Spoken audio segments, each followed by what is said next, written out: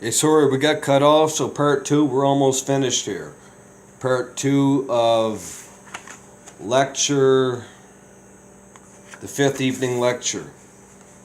Thank God I have done my share towards being saved. However, when we shall have arrived in our heavenly fatherland, this is what we shall say. If I had my own way, I would never have found salvation. And even supposing I had found it by myself, I would have lost it again. Thou, O God, did come and draw me to thy word, partly by tribulation, partly by anguish of heart, partly by sickness, etc. All these things thou hast used as a means to bring me into heaven, while I was always striving for perdition. Yonder we shall see and marvel that there has not been an hour when God did not work in us to save us, and that there has not been an hour when we, wanting to be saved. Indeed, we are forced to say to God, Thou alone hast redeemed me, Thou alone hast saved me.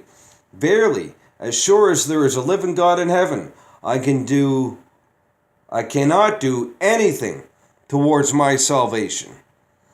I've learned that out the hard way, being an Adventist in my younger years, before I started studying for myself.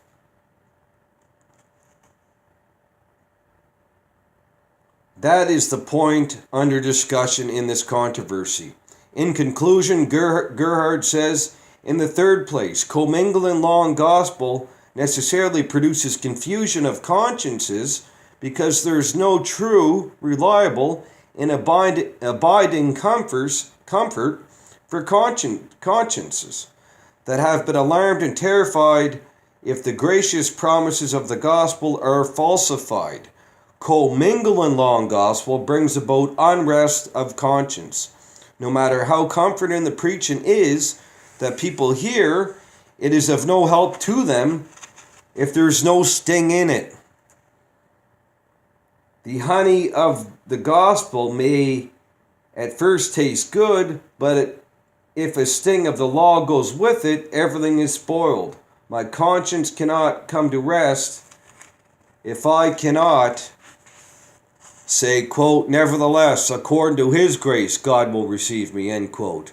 If the preacher says to me, quote, come, for all these things are now ready, provided you do this or that, I am lost. For in that case, I must ask myself, have I done as God desires? And I shall find no help.